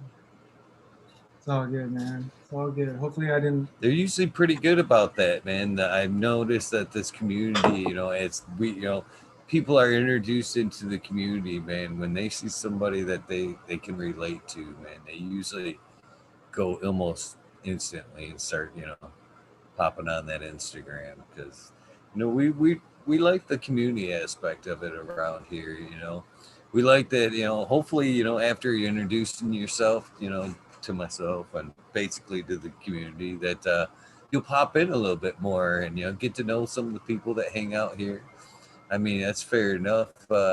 They've gotten to know you tonight, so I mean, it's Dude, a bunch of cool people here. That's for sure. yeah, I Bunch of just cool want to be people. part of it, man. Love community, man. Gotta have community, man. That's what I used to be, was a community, and it's not anymore. It is, but not how it used to be. And it's coming back to it, though. I feel like now that people are kind of banding together against the common evil of commercialism, the people that really love, they're kind of banded back together a little bit. So it's cool. I like it, man. I enjoy it. It's definitely one of the best parts of the plant. How it brings us together, people that really like it. Yeah. I like, that it's kind of coincidental. I don't think it's coincidental, by the way. Uh, how this plant's kind of been, pushed forward uh, so much lately, and what it brings out of so many people. I believe it really is changing society in a whole for the greater good. That's for sure, man. As more people get into cannabis and start growing it, man, it is character changing, character building, I should say. You know what I mean? As you grow on, man, I think you grow right along with the plant, and we all know that it has its properties, its cleaning properties. As far as growing it, pulling out, bad shit out of the earth or the environment necessarily. I think it does the same thing with us as we cultivate it. It just kind of draws out that negative energy, and we get that oneness when we're in the garden. And what happens? She just drinks it right up. We just smoke it all away, just like nothing. And and as we get growing, it seems across the board. I've seen that as people grow, I'm a cocoa grower. I'm going organic. Very, I'm like right there to flipping on the floral organic side again. But that's the progression that I'm seeing here as of late. And it isn't just growing anymore. It isn't just, grabbing a plant, some seeds, going out there and grabbing some nutrients. People are giving a shit about what they're doing with this plant. And, not only has it been, cleansing us as we're growing it, but it's, making us dig deeper in ourselves and making us learn more. You know what I mean? That's the evolution of it, man. It's just That's schooling and teaching us the whole way. It's pretty 100%. amazing play. That's it. That's why I always tell everybody that I've ever taught how to grow is like the plant will teach you, man. The plant is the teacher because it's gonna kick your ass a lot, man. Like it's not all peaches and cream, man. Like it's tough. Sometimes you lose, man, and you don't do what you needed to do to keep things going in the right direction. And man, you just gotta learn from it. Like I've had major losses, which are also my biggest victories because I've taught me, what I was not doing or what I was doing or whatever that was causing these problems. And I will say this, man, I have grown in cocoa. I've grown a lot of different ways. I've grown mostly out of the bottle, from the start.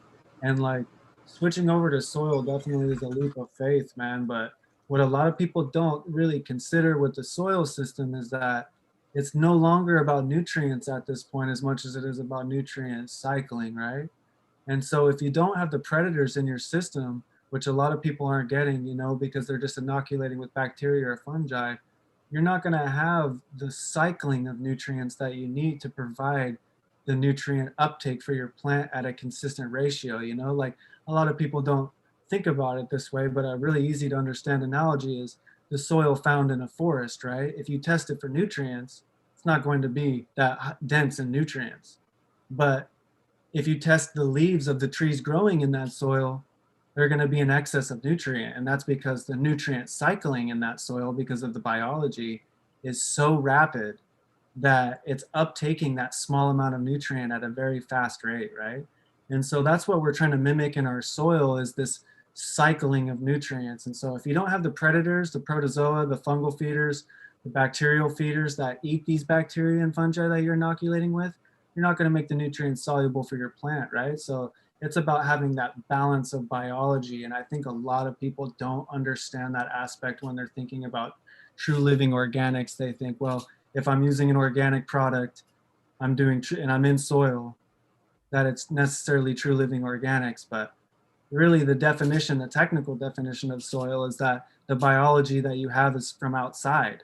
It's not technically soil unless you get it from outside. It's soilless, you know?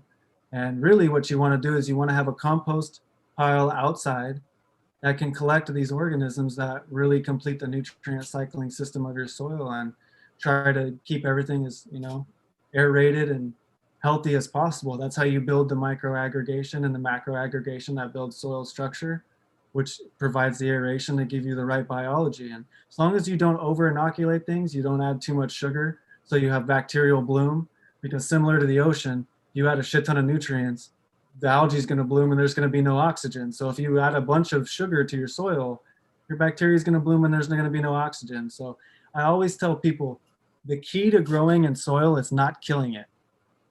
That's it. So long as you can not kill it and not disrupt that cycling of nutrients, you're going to be okay. And I've done a lot of experiments. I do experiments all the time where I just grow herb with a soil, bag soil from the store, inoculate it with a little compost or whatever, just some regular balanced biology, and that's all I do. And I use humic acid, so I don't add chlorine and chloramine to the system and kill the biology. I look at it with the microscope all the time, man, and it's groovy, man. They're just going right along. I got nutrient cycling. It's week 9. Plants are still green. I'm like, shit, I'm gonna have to kill this nutrient cycling because my plants are still green. It blew my mind the first time I did it, man. The first time my plants weren't nitrogen deficient and deficient in something without having to feed them from a bottle all the way through the cycle, it blew my mind, bro. I was just like, wow. And that the yield wasn't amazing, but it wasn't bad. And the herb tasted better. The expression was better. It tasted cleaner. It was danker. It's better weed, in my opinion. You know, I literally did nothing to it. That's another thing too that you know, I appreciate you working on as well. Is that's where a lot of the hunger's at too right now. Is, you know, the living soil. More and more people are pushing towards that. But in my case, you know, I would love to get there. You know what I mean? But as a caregiver, a cannabis caregiver, it's hard to put that into fruition there and keep the cycle going. You know, I actually, you know, I don't do the larger harvest, you know what I mean, with just 1, 2 strains, you know, all at once. I do a perpetual harvest, you know, so I try to keep the meds as fresh as I can for the patients. And so, you know, it's It's a, harder to, you know, it's a tool, I'm right? sorry, I go always ahead. tell everybody it's a tool, right? Like growing, you don't have to grow in true living organics to grow good weed. In fact, Two-Tone Willie grows way better weed than I do, and he doesn't grow the same way I do.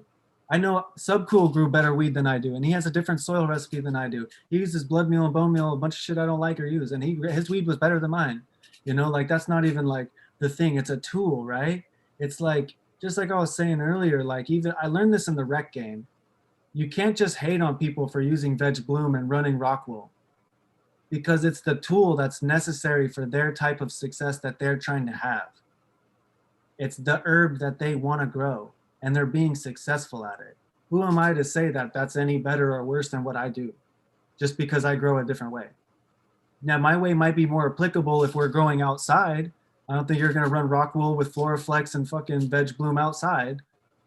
You try, but you ain't going to do it, you know? So it's a tool for the right circumstance. That's why a lot of people need to get over that shit of organics is the best. Man, sometimes you can't grow organically. Sometimes you have to grow hydroponically. Sometimes people are starving and shit. And you the only way that you can do it is to produce food hydroponically. Like use the tools for the right things, you know. I think it goes back to some other stuff we were talking about, you know. It's a pretty awesome opinion on that. I appreciate that. That you're very open on the different means of what it takes to get you to there, as long as you're getting you there. But basically, yeah, there is a lot to be said about the organics and the living organics. It's the best way. Most cost effective. That's for sure. I mean, it's Yeah, definitely the most sustainable. That's for sure. I do But nothing. if it were just me, that would probably be my route. If I were the only one I was growing for, that would probably be the route. But it's just hard to keep things in the mix. I know that's probably where I should be, but to me, you know, that's it's just hard to keep that in motion, to keep everything popping like it would be. Smiley's Gardens. He was actually the one that threw out the multiple males there when trying to sustain your own seeds there. He's the one that suggested multiple males. But he's kind of pushing me into the organic soils there. He's got a nice take on Coop's mix. And again, I appreciate it. I love the organics part about it, but I'm not. It's organics, but it's not quite there yet. You know what I mean? I'm still throwing stuff out, recycling stuff. Or trying to. I probably still wouldn't recycle it as much as I should, just because I'm not to the stage of the game to where I could be knowingly, knowing what's in it and what I should be putting back in it, through the reuse. You know what I'm saying? And so I'm sure someone would go out, but where it's at is definitely the living soil, keeping that one bed alive, and you know, just keeping making it better throughout time. That's where it's at for sure.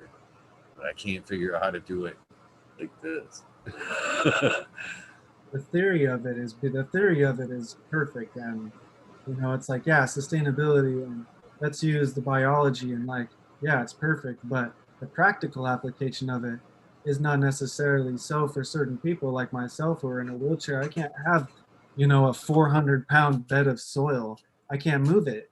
If I have a limited space and I have a soil bed that big, man, if there's a problem, something goes anaerobic, there's a problem, they have to do work in that room, any problem like that, a real life situation, practical application, maybe not so perfect, so to speak. So it's one of those things, just like anything else, to figure out how to use true living soil in a way that works for you is something that's going to take time, and it's a leap of faith, man, and it's tough, especially when you're financially dependent or you have like a certain system you've developed over the years that works. It's like, why are you going to mess with it, right? Something like I always challenge people to do, uh, and I feel like every grower should do this at one point in their life, is to go pop some seeds and grow them in a bag of soil and do nothing but give them undechlorinated water and see if you cannot keep the plant green and healthy all the way through the cycle. And just for the simple reason of this, if you can do it by adding nothing but water, then the next time when you do add one thing, you can really see what that one thing is going to change. And for new growers, that's so important, is for them to actually have a visual change to see and be like, okay, it changed this. That's why I use it, right? Like some people just learn that way. I don't necessarily have to learn that way as maybe other people do. And I've noticed from teaching other people that, man, if you can grow a healthy plant with just water and a bag of soil, and you can get some herb off that, some nice herb, then like that's a beautiful starting point for being able to see what everything does as you go along, and becoming a good grower, instead of like what everybody usually does, which is like research and then, oh, cannabis needs B vitamins, I got to go buy some B vitamins in a bottle. Oh, kelp helps, I'm gonna go get kelp. Oh, coconut water, got to use coconut water. Oh, what I'm saying? It's like, you know that's what people want to do. They have herb, they want to baby it, they want to charge it up, man, with everything they can, but that's just not how it works. There's a very delicate system of nutrient cycling that goes on your in your soil, in the rhizospheres of your leaves. you know it's just like you can't change so much at once and be able to gather data that's usable later down the road. And I always tell everybody that I help learn how to grow, the knowledge is what's valuable. It's not the 3 plants that you killed. You didn't do good on your 3 plants in your tent, but hey, you gained some knowledge that you can use moving forward. And trust me, you would much rather lose 3 plants to powdery mildew than 3 500 light rooms. Trust me on that, you know? So that's just, you know, little tidbit there for people that are just getting into the game. Like, try that challenge for yourself. And old school growers, try it.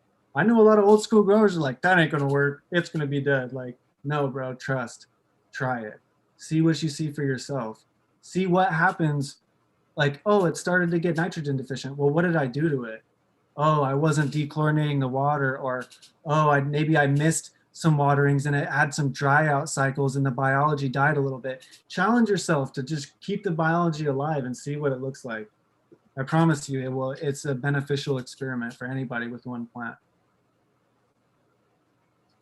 So how, you know, somebody that is very knowledgeable in the living soil game there, how important would you say, you know, when we talk about just water, you know, how important do you think that the clarity of the water, how clean it is important? I mean, as far as stripping it down with our, you know, reverse osmosis and that, So reverse or would you osmosis. rather see somebody actually like just, you know, run it right out of your well, right in there? You know what I mean? I mean, ideally, right? Ideally, but I mean, in certain situations, they, to control either corrosion in the pipes or something, they're going to add a buffer to the water. And what happens with the buffers is, I experienced this in my 502 actually. They would use soda ash in the water to buffer it to a higher alkalinity, to a higher pH. So you could add acids to it and get it down, but it would want to buffer itself back up to a higher pH, which in turn would lock out iron, and you'd see a shit ton of iron deficiency, which is an immobile nutrient deficiency, which sucks because you can only really fix it through foliar feeding, right? So the thing about true living organics, and a thing that I don't think, another thing that a lot of people don't know, is that the root system, it changes the pH itself all along the root system. One little root has a separate pH all along it, right? And the reason for that is because that pH is going to harbor different biology that is going to deliver different nutrients that that plant is requiring. So in turn, what I'm saying is that the plant is using the ability to control the pH along its roots to be able to tell the biology in the soil, hey, I need these nutrients. I'm going to bring this type of bacteria that you know can get this type of nutrient out of organic matter, and then that type of bacteria will draw these type of predators, which will eat that bacteria and make the nutrient I need soluble, right? Because the plants are putting out exudates, sugars to draw this bacteria, but they're also changing the pH. So if you're continually changing the amount of hydrogen that's in your soil, what pH is, right? The amount of hydrogen ions you're putting in the soil. If you're changing the amount of hydrogen ions in the soil all the time, you're interrupting all of these very specific biological processes that, if you change them through ionization with hydrogen, are not going to be able to complete the same biological processes that they would. So you need to let the plant control that pH as much as possible in a soil system. If you're using hydroponics, yeah, obviously you need to pH your salts, right? I mean, that's not even a question. But that's not using biology and nutrient cycling. That's using soluble salts to directly have them flow into the epidermis of the root and into the plant, right? It's not even using it's not using the biology in your stomach. You're not eating the cheeseburger and having the biology in your stomach break it down and give you the nutrients. You're just injecting it into your arm. Straight form of nutrient. That's just what it is. I was listening to the Dirt Cure the other day. You know, speaking of mycology in your gut, there, fascinating book right there. You know, about what we're taking from the soils and how we produce. And they had an interesting take there about how important the mycology in their gut was, just the same as it's so important with the plants. Basically, in the book there, they were saying that the biology in your gut actually controls 40% of your overall decisions and probably 60% of your overall health. you know, Weird to think that the cellular intelligence, right, is the amazing thing. It's a very crazy thing. We like to think we're so it's in control, man, but we have no control over shit. you know. That's another thing too. It's the it's one of these things through the journey of the cannabis plant, man. When you get heavy in there, man, when you start, going down the organics rabbit hole and how things break up and how things work and how it works across the board, and how the same nutrients our plants are taking up, they're so key in what they do for us. You know what I mean? Our bodies use a lot of the same nutrients as the plants do. A lot of same thing. The microbes that break it down in our guts, the microbes break it down for the plants. There's a lot of similarities in the two, and we should have a lot more respect for the two. It's it's really uh, a revelation, the correlation, and it takes us so much further, man.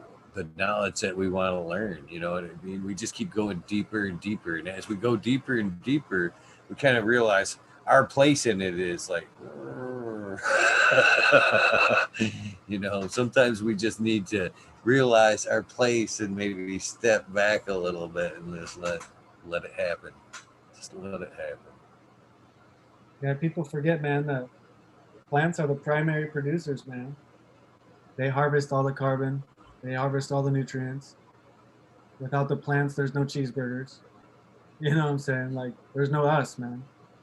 The plants are everything, man. And especially cannabis is such a, man, it utilizes photosynthesis so rapidly. It's a bioremediator. I heard you mentioning that earlier. It can bioremediate toxic soils and take harmful metals out of soil, and it can draw biology back from the dead out of dirt, you know? I mean, they can root super far down into the ground. That's another thing that people don't think about, like when they're breeding, is like the root quality of what they're breeding for. Like, you're not even looking at the roots when you're making selections half the time. But if you don't take into that account, I mean, that's the most vital organ of, nutrient cycling is the roots, Obviously you need to have solar panels, you need to have your leaves, but I mean, that's just, so key, so key to have those root systems really, really nice and healthy and be able to grow through super hard soil pans, man. That's like when you were talking about, like, hey, by selecting for indoors, are we kind of like hurting, well, we're definitely not selecting for plants that can break up tough soil pans, you know? We're definitely not selecting for plants that are going to be able to grow in conditions out in nature that are suboptimal. That's for damn sure, Like I said, we're decreasing the fitness of cannabis for sure. Like, it's becoming less of a wild plant. It's more of a house plant now. It's an ornamental plant. You put an orchid outside out here, it's going to be dead because it's 10 degrees outside. It's not, the fitness is not correct for that environment. Well, we're not really selecting for outdoors anywhere now, you know? And all the gene pools are pretty much ruined too. They've all been tainted by something. So at this point, hopefully people are preserving through open pollination in those really special areas, and the farmers there are being treated with, respect and not conned into growing some of this shitty hype weed that we live off of over here. Like, it's so watered down, man. I grow it all. Like, I tell you what, I grow it all. I got wedding cake, birthday cake, gelato, every gelato. I grow it all. I try it all. I want to try it all. It's 90% of it is the same bland ass high. Same bland ass high. 90% of it. Sometimes I get stuff I'm like, wow, I could smoke this for a certain time of day or certain thing because, but most of that stuff I'm like, I just like the flavor. Most of it's too dense too. It's just too dense. I don't like weed that's like super dense. It burns like shit. I don't like the hit like that. There's a certain type of flower I like where the hit and the flavor's consistent. So yeah. So, someone that understands cannabis as well as you do, what is it in your opinion that isn't what we're missing from yesteryear? We always say that it's something different, from this cannabis. The other stuff was, less THC, but it seemed to get us all messed up. What do you think? What do you think is that we've lost? Um, you know, it's been very apparent through my very short lifetime in collecting as many clones as I have that it's very easy to lose something that is unable to be replicated, right? And so when you say, what have we lost? Bro, that's like an unfathomable number of different variations in terpenes and chemotypes and like unfathomable. I don't even know. I didn't even know a lot of these smells existed until I was past the clone and like, holy shit, that's amazing, right? Totally different than anything I've ever experienced in my lifetime. So yeah, that's an unanswerable, really, or unfindable question or number for that question. You know, it's just like, we don't know. Just like this, like it's as simple as like why are we destroying biodiversity in the rainforest when there's all the different compounds and molecular compounds we need for medicines that we don't have? Same thing with herb. You know, herb has an endocannabinoid system or chemicals that work with our endocannabinoid system, right? That shoot, we don't know what other cannabinoid. They're still finding cannabinoids right now. They're still finding them. You know, there's crazy plants out there that produced crazy chemotypes, man, that we'll never have seen. Like that's why old timers are like, yeah, the weed don't hit like it used to. I used to have a more euphoric like a psychedelic effect, they'll say, right? That's the chemotype. That's the terpene entourage effect with the chemo with the chemicals that those plants produce. Like we don't have those seeds anymore. All those alleles have been when you breed something with something else, right? If it's not true breeding, it has two different alleles for the same trait. So if it's a chemotype, it has two different alleles. As you keep breeding it, they get lost, right? They just get lost. They get passed on to crosses where something else is dominant. They no longer show up. They just get lost, you know. And then those certain combinations of alleles that create those chemotypes, they're just you just can't put. It's not something you can put back together. You know what I mean? You can't outcross something into a bunch of things and then just put it back together like that's just not that's not how it works. So of course the weed's different. It's gonna be always it's always gonna be different. Our climate's changing, people are changing, our profit margins are changing. You know, they don't have any choice. The plants, they're gonna change right along with us, man. So I'm kind of putting together a hypothesis, I guess you would call it, about that. So I've talked to a lot of people and I've heard a lot of people talking about this same subject. And I'm in the camp, I guess. I'm in the camp. And that's talking about basically, I've heard the argument that, and I'm on board with this too, that when a plant is seeded, once it takes on that male pollen, the plant is going through a different changing chemically, basically. It's a whole different process. And then a lot of people have noticed, and talked about lately that a lot of that seeded bud, it isn't necessarily higher in THC, but it's definitely stonier. It has a completely different buzz than, say, the same flower that would be unpollinated. So I can't help but wonder, since we were so used to seeded cannabis back then, if that isn't what we're remembering, is that chemical change from smoking all the seeded bud. If that isn't what's lost in that, you know what I'm saying? Do you, any, what do you think about that? What are your thoughts on that? I think like when the plant starts devoting resources to creating the compounds required for seeds, embryos, and all of those things that it's going to have to make when it makes a seed is going to be totally different than what it's going to partition for creating maybe chemical compounds that don't have anything to do with those seeds. Like if a plant's not pollinated, it doesn't have to devote the resources it takes to create a seed. So if it doesn't have to devote those resources to creating a seed, then we know that the chemical compositions don't necessarily have to be the same as well. So then you could think of it, hey, that might make sense, right? Because it's not having to devote the same resources, it's not going to create the same chemotype, so to speak, right? Makes sense. I could see that. But that's the thing that sucks. We don't have any scientific testing on anything, man. Nothing. We know more about a damn corn plant than we do about probably the most utilized or useful plant as far as utility purposes go of all of the plants that we know of.